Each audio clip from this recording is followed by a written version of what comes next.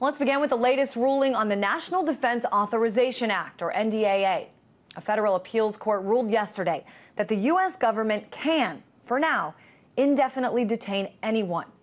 As most of you know, this is a case that we've been following very closely since it was signed on New Year's Eve after President Obama said he wouldn't sign it.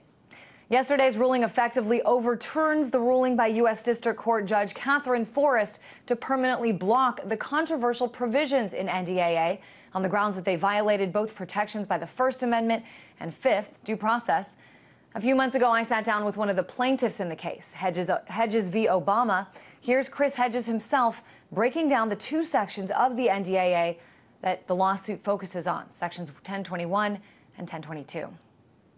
Which, in essence, allows the executive branch to strip an American citizen of their constitutional rights to due process and to hold them in military facilities. That's what we're questioning. A very, very tiny part of the bill, which I think, you don't have to be a legal scholar to determine is clearly unconstitutional. I mean, the egregious violation of constitutional rights is really, undeniable. So we want to break down exactly what yesterday's ruling means for the NDAA, for journalists, and for the country itself. I'm joined now by Carl Mayer, attorney for the Mayer Law Group. Carl, what's the bigger takeaway here from this latest ruling on NDAA? Thanks, Christine. Thanks for having me on. The import of this ruling is more a procedural one than anything else. This is an appeals court, the Second Circuit Court of Appeals in Manhattan, and they ruled to put a stay on Judge Forrest's permanent injunction. But it's only a stay pending an appeal, meaning that the Second Circuit is going to hear the merits of this case and whether this law, the NDAA, is unconstitutional. And they'll hear it on an expedited basis, which was part of their order yesterday, which was, I think, a victory for our side, because these appeals can take a year or 2 years sometimes. But they set a briefing schedule that will allow them to rule on this probably within the next 3 to 4 months, either the end of the year, beginning of next year. It was not a victory to have them put a stay on, and we thought that they made a mistake because by staying Judge Forrest's very carefully crafted order, we think they are not giving due regard to Americans' First Amendment rights, free speech rights, and equal protection rights. Instead, what they're doing. I was going to say, let me go through, just for our viewers who haven't read this, I want to go through some of the reasons listed for the stay. First, the government clarifies unequivocally that journalists and activists are in no danger of being detained by the U.S. military. The statute does not affect the existing rights of U.S. citizens or others arrested in the U.S. It also says the language on the injunction appears to go beyond NDAA itself to limit the government's authority under the authorization for the use of military force. So talk a little bit about these reasons given by this three-judge panel for why this stay was okay and necessary. Sure. And again, this was only this was a two-page order. The Second Circuit has not considered this on the merits. They simply issued a procedural stay, and it probably would be a panel of completely different judges that will hear the merits of this case. But as to the reasons, the first reason that they say is that the plaintiffs themselves, according to the government, are in no danger of detention. Well, Judge Forrest addressed that in her opinion below, and she said, frankly, the government, when it was asked on the record, can you assure these plaintiffs that who are journalists and activists, that they will not be detained under the NDAA, they will not be put in military prisons? The government counselors, government lawyers repeatedly said, we cannot offer those assurances. We cannot offer those assurances. And that was the only evidence that the government put in their case. The government later shifted in their briefs, in the briefs that they put into the Second Circuit, and in those briefs they said, the plaintiffs are in no danger of being incarcerated by the military. But that doesn't constitute evidence in a court of law, and we can't believe the government's position. And Judge Forrest herself noted in her opinion that the government had switched their position a couple times in front of her. They tried to hedge and say maybe some of the plaintiffs are subject to detention, some aren't. So that reason we don't agree with, and that's what we'll be arguing in our papers before the Second Circuit when they hear this appeal shortly. The second protected under the NDAA, by the language of the NDAA. Judge Forrest also addressed that in her opinion and said, the NDAA doesn't say anything of the kind. It just says that existing law applies. And the problem is that there's no reference to what existing law means, and it has to be clarified, and that's what Judge Forrest did.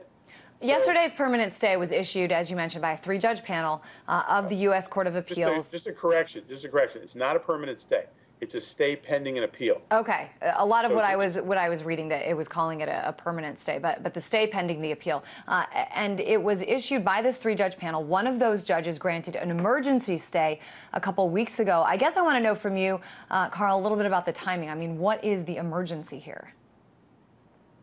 Well, from our perspective, the emergency is that at any point in time, as long as there is this stay and as long as the NDAA is in effect, at any point in time, our plaintiffs or any other journalists or activists could be taken to a military prison and detained without counsel and without right to a trial by jury at any time of the day or night. That's the emergency that we have, and we think it violates the First Amendment and the Fifth Amendment of the United States Constitution.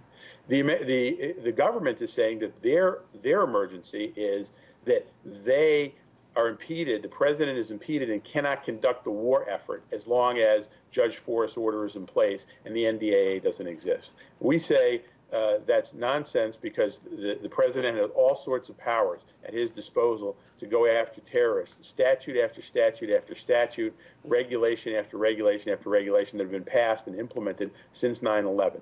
So the government has yet to make its case in any evidence. They haven't put in one witness, not one document, not one scrap of evidence, just their briefs, that's all they've put in, to show why they need this emergency stay, and we don't agree with it. And I know one of the biggest problems the plaintiffs say they have is the nebulous language. Judge Forrest called it unconstitutionally vague. We're talking about the targeting of people who, quote, substantially support terrorists or are, quote, associated forces. Chris Hedges, for example, argues he could be a target because he's interviewed some alleged terrorists as part of his job. Why can't these provisions just be removed? Well, that is another option, and we hope that during the pendency of this appeal, the Congress will come to their senses and honor the Constitution, honor the First Amendment principles of free speech and the Fifth Amendment principles of due process, and repeal these provisions of the NDAA and make it very clear what the government can do and what it can't do. Because right now, there's a sword of Damocles hanging over all journalists, all activists, in fact, all citizens in this country who might have anything to say about terrorism, the Middle Eastern situation. Really, they don't know whether they could be detained or not and what conduct would cause the government to detain them. And this is precisely the problem. Carl, just one more question for you. I mean, this is one criticism coming out of this ruling, and that is that, you know, this is an example of the government not liking the results of one court. So another court, in this case the Court of Appeals, just steps in. I mean, is this just part of the way the justice system in America works? Or, you know, is this the president using special powers? What do you make of all this? Well, litigants have a right to appeal their cases. This Second Circuit Court of Appeals is the last stop before the Supreme Court. This case might well wind up in the Supreme Court, but nonetheless, President Obama, who had spoken out against the NDAA and detaining American citizens, he said clearly, it's 200 years of American history has one governing principle: the military doesn't patrol our streets. This law allows the military to patrol our streets. And it should, as Judge Forrest indicated in a very strong opinion, it should never have been passed and has now been struck down by the district court. I think the Obama administration is showing themselves to be on the wrong side of civil rights here. They shouldn't have gone forward with this appeal. They shouldn't have done it on an emergency basis. They indicated, in fact, to Judge Forrest it was such an emergency that if she didn't grant them a stay, they would go to the Second Circuit, which is what they did. I think that was slightly inappropriate because it had almost the effect of sort of intimidating a federal district court judge. They now have gotten their stay, but they cannot escape, I think, from the merits, and we think we're going to present a very powerful appeal. All right. We did think it was an important update to give because a whole lot of viewers follow this closely, and we appreciate having you on to break this down. Carl Meyer, attorney for the Mayer Law Group. Thanks so much. Thank you, Christine.